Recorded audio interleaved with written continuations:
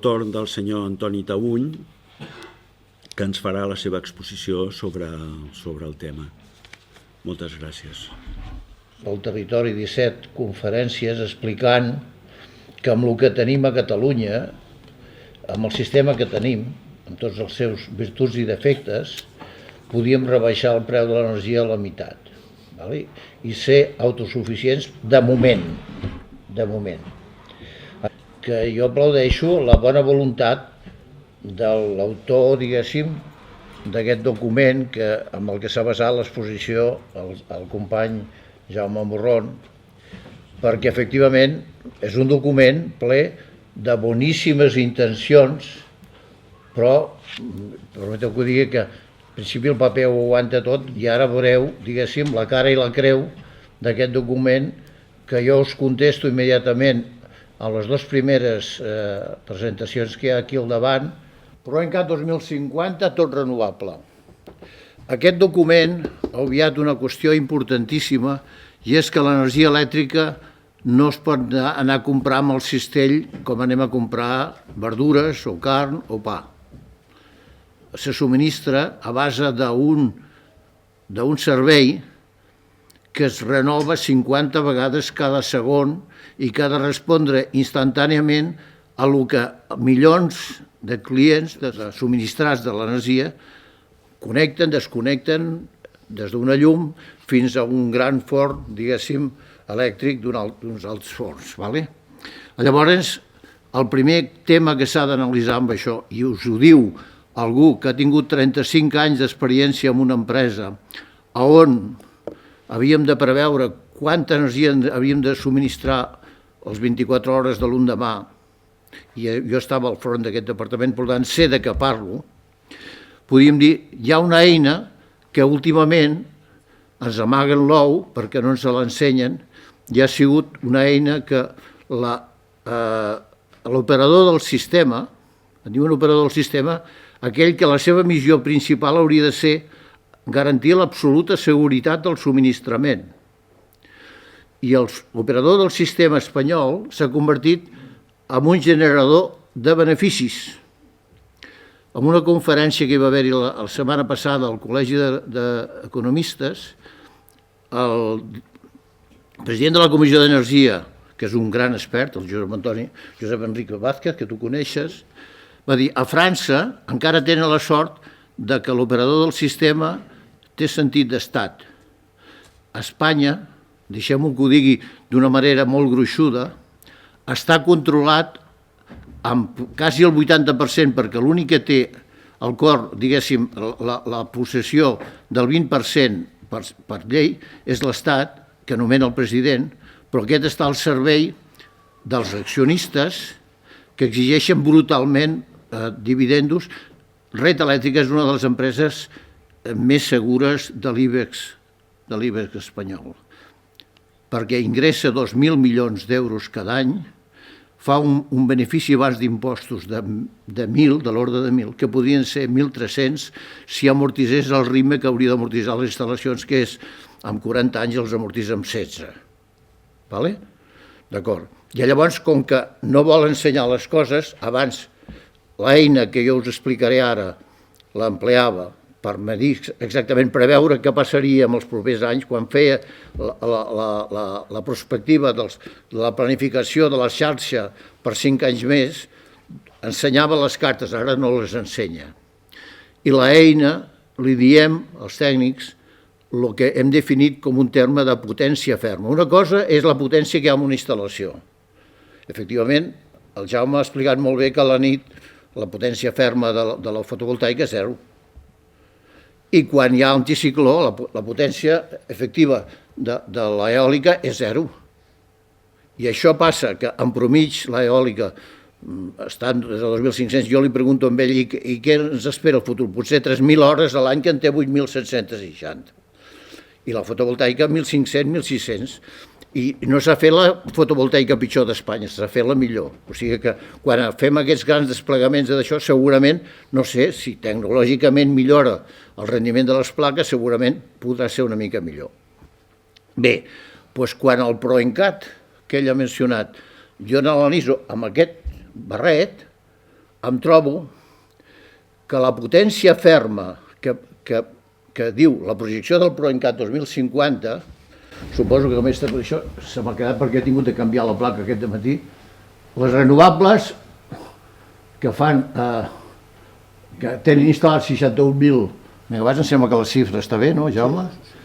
Aporta potència ferma 3.000, el magatzemament previst allà, aquí està equivocat, aquí està posat 7.000 i són 7 per 8, 5.000 i pico, és igual. I la demanda 18.000, que ho diu el PROENCAT, ¿vale? Per tant, ens en falten 10.000. Això vol dir que les bateries que tu has diuat molt bé, Jaume, que necessitem per fer això, hauríem de posar-ne en servei. Fins d'aquí 10 anys no en tindrem cap, perquè després us explicaré. Mireu, aquí hi ha un fulletó, ¿vale? Que per correu electrònic us puc fer arribar tot això. Jo sóc l'autor d'un bombeig que no és Catalunya, però serveix a Catalunya, que és Moralets, que és el meu poble, on l'any 68 vaig fer l'estudi de viabilitat d'aquest bombeig, dimensionar-lo per 600 megawatts, el 68, i es va construir del 80 al 86 amb 200.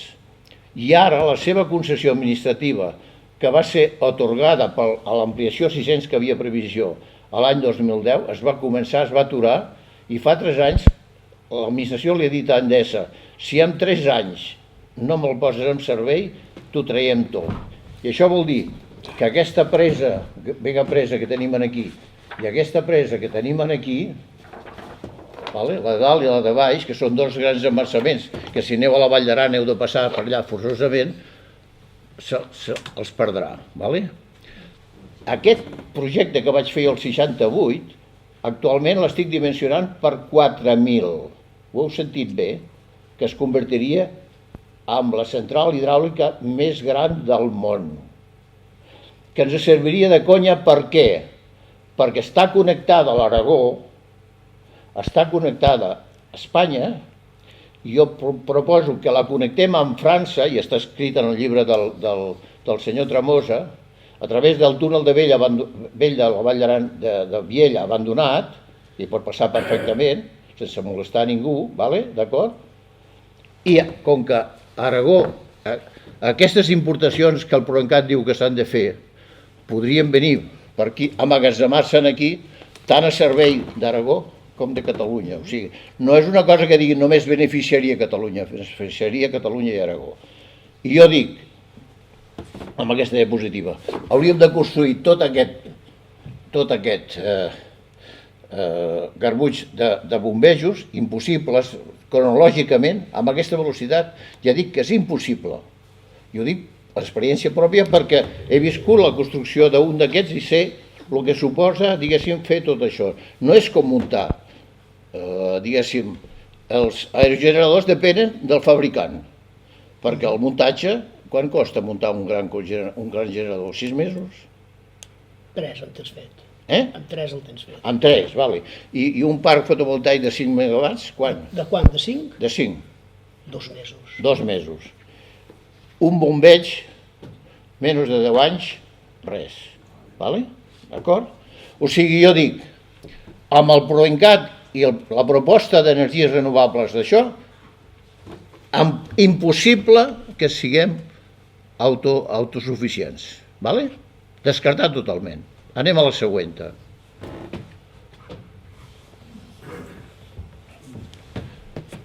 PROENCAT, però mantenim l'equip, diguéssim, de nuclears, cicles combinats amb gas i cogeneració, que seria absurd que ara tot l'esforç industrial que s'ha fet amb cogeneració, que Catalunya ha sigut pionera, es desmunti perquè és d'una molt alta eficiència. És a dir, una central de gas, la primera que vam fer nosaltres, al Besòs, que jo vaig participar en l'obra, tenia un rendiment del 33%. La cogeneració, perquè ser homologada, té que tenir un 60%. Si aneu a Besalú, us trobareu amb una cogeneració de la paperera del Joan Vila que té una eficiència del 85%. O sigui que tot el que crema ho aprofita. no es pot desmuntar perquè la viabilitat d'aquella indústria, si li treus la cogeneració, s'anirà a fent oris. Vale? Molt bé, d'acord. Mantenim. Jo no dic que sigui partidari de mantenir-ho, jo dic que si mantenim això, mantenim aquest equip, només necessitem fer un bombeig addicional de 3.600 d'aquí al 2050. Queda contestat. És a dir, la meva d'això és, si mantenim l'equip aquest, podem ser autosuficients i incrementem les emissions directes del sistema elèctric de 5.000 a 11.000 tones de CO2, perquè els cicles combinats és l'únic backup que pot permetre integrar, diguéssim, l'eòlica. La fotovoltaica s'integra molt bé amb el bombeig, perquè cada dia hi ha fotovoltaica i llavors amb bombejos diaris pugem i després us explicaré el que és un bombeig, no? Que m'ho demana l'Oriol, jo crec que val la pena que sapigueu exactament en què consisteix això. És un gran magatzem, és una gran bateria que, permeteu-me que digui, que reciclem la mateixa aigua, no en gastem gens, més que la que s'evapora, infinites vegades, que pot ser pujar i baixar inclús diverses vegades al dia, tots els dies. I els bombejos tindran més de 100 anys de vida, perquè qui vulgui veure una central hidràulica que té més de 100 anys vagi a l'Éssera i veurà que la central de Selva és meravellosa, és de museu, però funciona a tot i plen, d'acord? No caldrà renovar-la. Potser caldrà canviar un coixinet, canviar algun component, però no més, d'acord? O sigui, serem independents energèticament si podem mantenir i podem revertir el suposat acord entre el sector elèctric i la ministra aquesta tan simpàtica que has mencionat tu abans, la senyora Rivera, molt ben seguida ara fidelment per la Sara Llencén, la seva successora. El fons de la qüestió és que si jo sóc responsable d'una empresa elèctrica que tinc una central nuclear que puc produir a 60 euros al megawatt hora, que és un preu competitiu per la qualitat de l'energia que em dona, i em posen 36 o 30 i pico euros d'impostos, la converteixo en pèrdues per l'empresa i dic, bueno, doncs jo per què haig de suportar les pèrdues? La tanco. Per tant, estic d'acord amb tancar-la. Després, ja qui sigui responsable ja veurà què passa amb el servei. I passa amb el servei el que seria la primera diapositiva a Catalunya. Si tanquem, és impossible, diguéssim, mantenir la garantia del servei a Catalunya i fer el que diu el PROCAT que cal fer, però que es quede curt perquè no fa prou magatzemament, perquè no ha considerat el coeficient per més de, diguéssim, potència ferma, i aquí està tot dit. Ara anem a veure, o sigui, des d'un punt de vista de generació, aviam, jo no és que vulgui corregir el que ens ha dit el Manel sobre el que depèn de nosaltres i el que depèn de Madrid. O sigui, aquí només som responsables en projectes de menys de 50 megawatts de generació, som els plats trencats de si falla el servei, els responsables, la Generalitat, la qualitat de servei depèn, i quan ha fet una llei 2 vegades, la primera li va impugnar FECSA i ens la van tombar, que la va fer en col·laboració de 2 companys, que els 2 ja, un se l'ha portat el Covid, que eren Vicenç Badia, molt company meu, i el Josep Maria Mies, d'acord. A la segona hi va participar el Col·legi d'Enginyers, que li va dir a l'Agustí Maura, llavors director general, escolta, noi, aviam, per complir aquest nivell de qualitat que vols marcar aquí, hi ha unes inversions que faran encarir molt la tarifa elèctrica. Per tant, molta més qualitat és desitjable, però a quin preu, no? Bé, d'acord, passem. Per tant, aquí és la conclusió, la primera conclusió, sí i no, d'acord. Ara anem a veure aquesta xarxa que tenim, que ens estan dient que fa falta ampliar molt les línies, què hi cap a la xarxa catalana? I em sembla, Jaume, corregeix-me si no, que ningú ha fet aquest càlcul. L'actual. L'actual. La xarxa catalana actual. Actual, d'acord?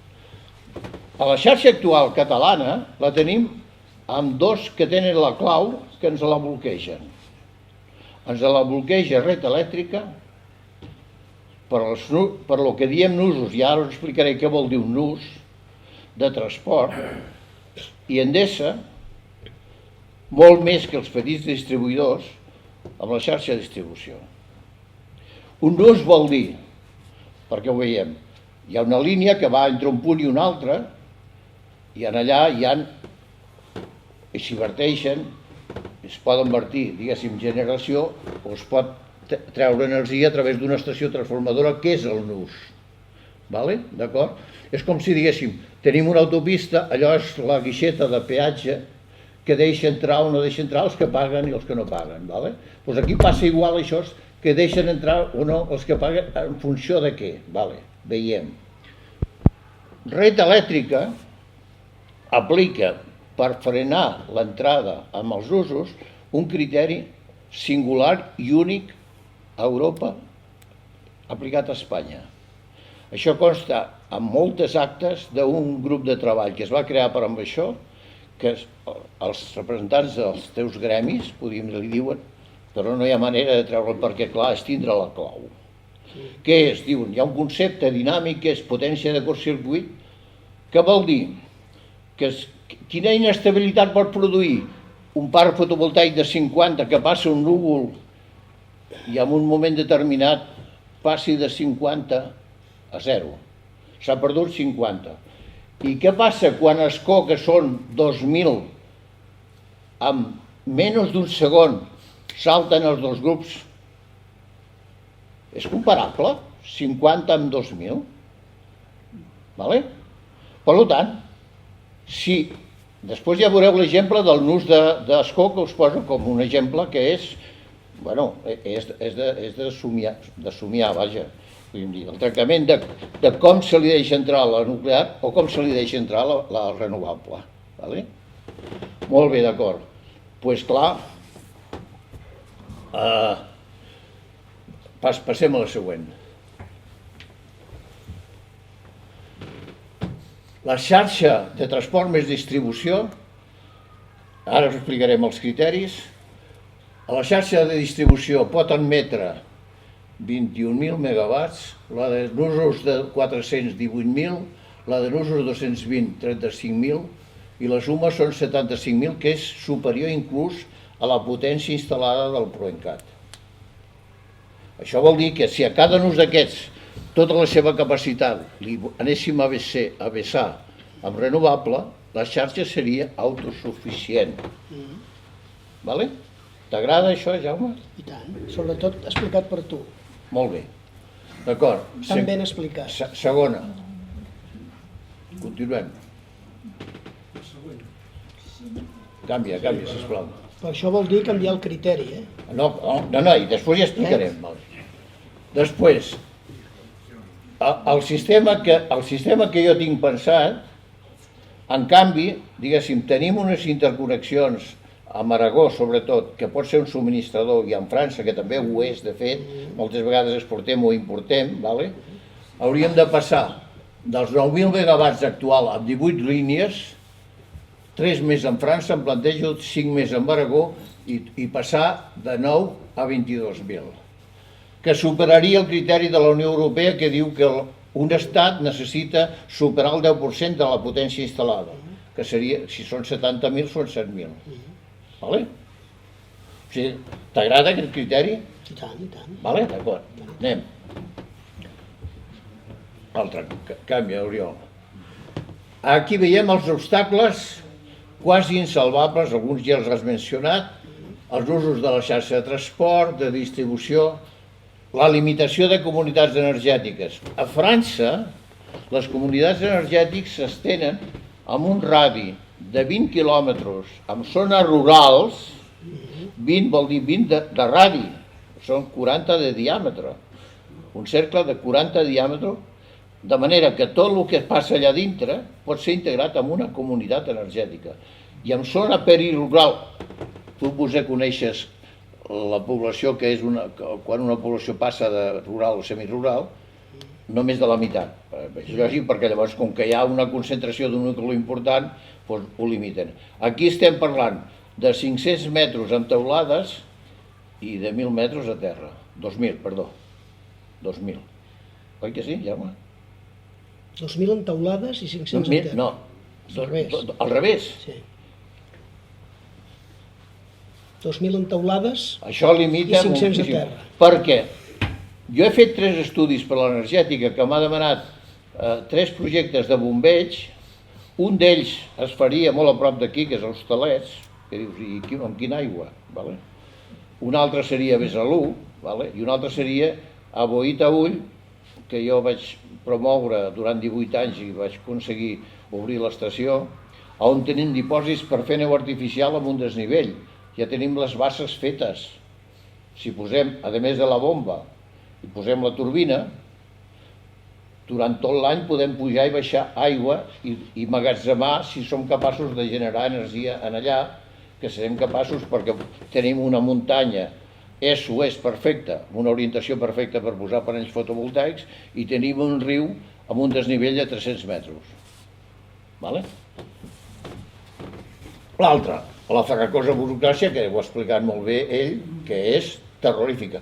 Hasta el punt que jo posaré una anècdota d'aquesta setmana, que no és anècdota, que és una terrible realitat. Abans d'ahir vàrem tenir el plaer, o diguéssim jo la desgràcia, d'escoltar el company Josep Maria Serena, exdirector general de l'Energia, que ha sortit de la direcció general avorrit perquè, tenint les idees molt clares de lo que es pot i es deu fer, el govern no li fa cas. Vale? No li fa cas, d'acord? No li dona els medis ni, diguéssim, les solucions que cal tenir en compte. Ell, per exemple, diu, volem ser independents, d'acord. Si som independents, els residus nuclears que tenim generats a Catalunya els remetrà a Espanya? No. Ara fem la tonteria de fer un magatzem no a cada central, a cada grup, Vandellòs 1 i Vandellòs 2. L'alcaldessa molt aturadament diu, escolti, però què és això? Un paquetet de Vandellòs 1 amb un magatzem 2. I a més a l'aire lliure, sobre una placa de formigó. Perquè no fem un magatzem de tots els residus de Catalunya, com Déu mana, com és el d'Holanda, que tu deus conèixer, i que no hi ha cap perill, i que a més podria portar, diguéssim, jo he viatjat a veure l'ITER que s'està fent a Cadarache, a França, on, a més dels 2.000 tècnics que treballen amb la construcció d'això, hi deu haver-hi unes 200 indústries d'investigació nuclear, que allò s'ha convertit en un polo industrial de primeríssima categoria. Doncs un magatzem nuclear comporta la possibilitat de que hi hagi, diguéssim, amb substitució, quan s'hagi de parar la central, que es pugui parar, encara hi haurà en allà, perquè allò és per sempre, de moment, mentre no es reutilitzin els combustibles parcialment cremats. No és un cementiri, és un magatzem que l'urani que s'ha cremat en el reactor manté el 95% de la seva capacitat energètica. I això els francesos ja ho tenen dominat i els xinos també. O sigui, segurament, quan sigui més barat reutilitzar aquest combustible, que extreure l'urani, enriquir-lo i fer-lo, diguéssim, aprofitable, perquè encara no ho és, es tornarà a cremar. Nusos de transport. Ja ho he explicat abans. Red elèctrica, perquè li interessa, com més línies es fan, red elèctrica, més diners recapta. I els costos que té reconegut per cada línia venen a ser de l'ordre del doble de lo que li costen. Qui no s'apuntaria a fer-ne molts? Perquè després veurem què passa si es tanca Escó i només es deixa Escó per renovables. Quants usos necessitarem per substituir el servei que fa Escó actualment? Red elèctrica se frota las manos. Per tant, quan la ministra diu que se cierren las nucleares, Red Eléctrica diu que si se cumple el PNIEC, que és document semblant al PROENCAT, el Plan Nacional d'Energia i Clima, doncs clar, si se cumple, però diu que al 2030 hi tenen que haver-hi 22.000 megawatts d'emmagatzemament. No n'hi ha cap de començat. No en pot entrar cap en menys de 5 anys. Sou conscients d'això? Llavors, la seguretat del sistema no és veritat. Com que el sistema en què l'analitzem, els que hem treballat amb el sector o els estudis que ha fet el Col·legi d'Enginyers, que aquí n'hi ha un i aquí n'hi ha un altre, pel criteri de la potència ferma, no compleix. Per tant, si es tanquen els 7 grups nuclears, el sistema espanyol, no tan dependent com el català, fa figa. D'acord. Seguim.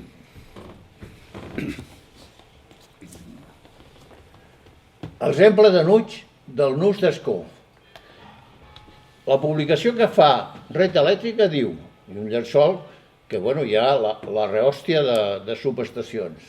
3.800 megawatts. Ascó n'inverteix 2.000, 2.000 i escac. Que això permetria una entrada d'energia. Si dobléssim Ascó nuclear, el nus, quasi podríem ampliar 1.800 més. 30 terawatts, o sigui, megawatts són 1.000 quilowatts, gigawatts són 1.000 megawatts i terawatt és 1.000 gigawatts. A Catalunya consumim 45 aproximadament. La dinàmica que diu ells són 500.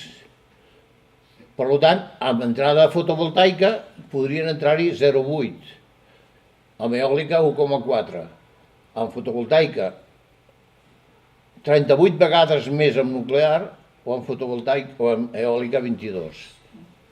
Aquí, jo soc Red Eléctrica i diu, aviam, Virgencita, ciérrame mañana Ascó, porque ¿cuántos nudos tendré que montar en Catalunya? Porque cada nudo yo me forro. Ho enteneu, no? Molt bé, seguim.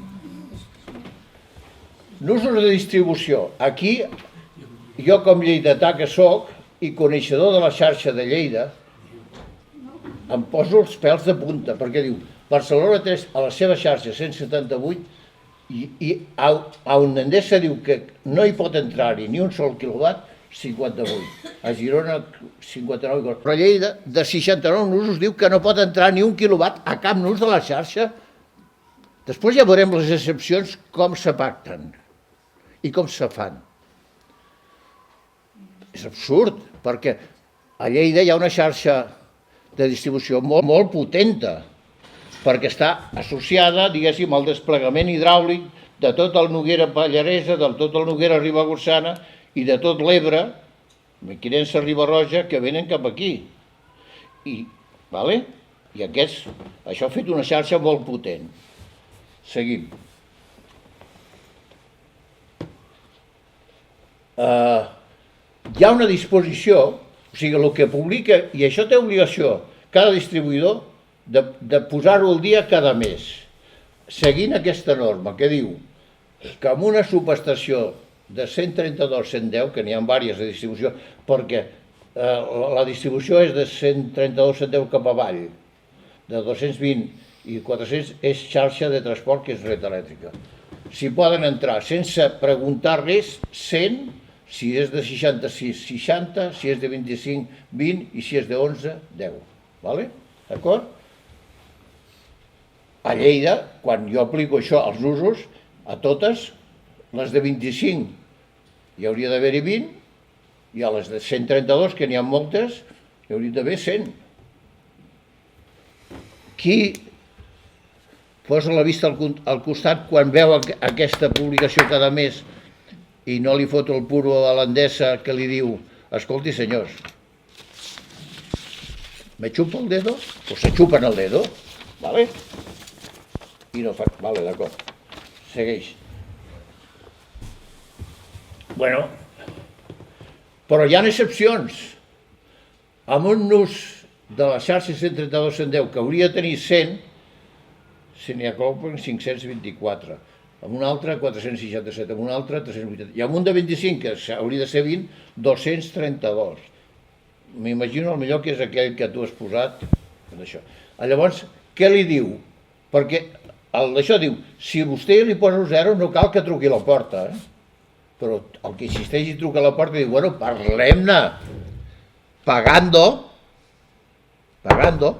lo que sea, lo que me dé la gana a mi, com feia abans amb els promotors, ¿vale? Seguim. El potencial de bombeig a Catalunya. Ara tenim, jo hi poso aquí Moralets, que no és Catalunya perquè està a la central Aragó, 760. Al Noguera Ribagorçana jo identifico 9.000. A tota Catalunya 24.000. El Gran Moralets, ja m'ho he explicat abans, 4.200. I hi ha la possibilitat de molts petits bombejos hibridats, sobretot en fotovoltaica. Perdona que no he pensat en la possibilitat d'hibridar amb l'eòlica, hauria de ser un bombeig estacional i hauríem de fer megabasses, que suposo que no és possible. Seguim. Toni, podries dir alguna cosa del tema de bombeig? No, ja, bueno, si després, a lo millor, inclús a les preguntes, deixem acabar l'exposició. Vale? Bueno, aquí ja ho diem, conclusions. Primer, Catalunya, ja ho he explicat abans, amb només renovables és impossible. Amb el manteniment de l'equip actual d'això possible. I la tercera, molt important aquesta, que me l'apunto, que és que la xarxa de transport més distribució pot permetre una Catalunya, diguéssim, autosuficient. Perquè tota la fotovoltaica i eòlica que promou el PROENCAT, amb els criteris que haurien de ser, que s'han de canviar, seria possible integrar-la.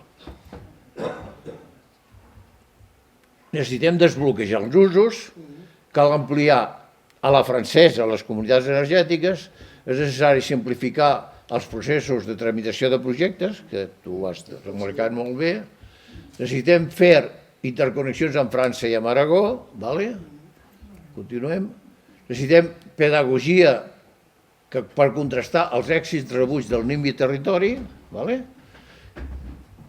possiblement reformar el Codi Civil per evitar que la gratuïtat de l'exercici de recursos legals de les plataformes sota el lema «Així no», que no siguin gratis.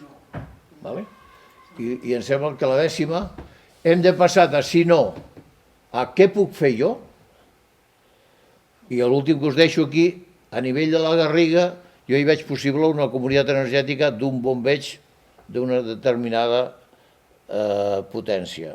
Jo diria, només he pegat una ullada, però tenim emplaçaments molt a prop per poder fer un bombeig de més de 10 megawatts. Punto. Gràcies.